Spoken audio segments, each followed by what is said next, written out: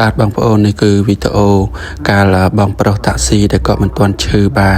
ដែលនៅថតនៅក្រុមជាមួយបាទរួមការងារជាមួយគាត់បាទហើយពេលនេះគឺថាគាត់ឈឺបងប្អូនអើយណាត់គាត់មែនតែនបាទ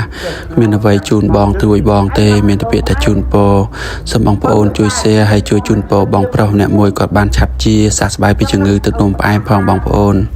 ណែកុំឲ្យហូបផ្អែមពេកប្រយ័ត្នកើតជំងឺទឹកនោមផ្អែមណាមែនទេអើពេលថាមិនមែនកើតទៅលោមផ្អែមហ្នឹងដោយសារហូបផ្អែមទេគេថាសុខភាពយើងអត់ល្អលីបើអត់ល្អងាប់បាត់ដឹងទេតែឥឡូវកូនថាប្រាំងចឹងទៅសួរប្រពន្ធឲ្យកូននេះទៅសួរប្រពន្ធមិនកូនឯងតន់មានប្រពន្ធទេទៅសួរប្រពន្ធទៅយកតដឹងកូនគេហ្នឹងមិនប្រាប់តដឹងទៅសួរប្រពន្ធមើលខ្លួនឯងមានប្រពន្ធកៅហើយចើឯងពេញចិត្តអត់ចាបើឪអត់ទាន់ឃើញផងពេញចិត្តមិនដឹងមុខមិននៅណាអូគេណាគោគេនឹងស្អាតហើយនៅខេត្តតាកែវក្មេងកំពុងរៀនលេខ1រាល់ខែ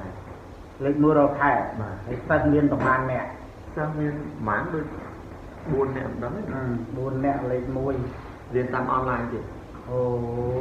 កុំជឿគេចេះកុហកយើងទេគាត់ចេះរកទីចិញ្ចឹមខ្លួនឯងផងចង់ចិញ្ចឹមប្រពន្ធឥឡូវសំខាន់តែឯងទៅមើលគេសិន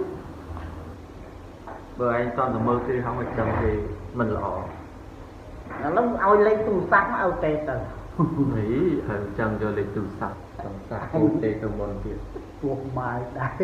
តែមើលឲ្យកូនឯណាប្រជែងគ្នាបានអូដល់គេយកឯងបានឯងលេខខ្ពស់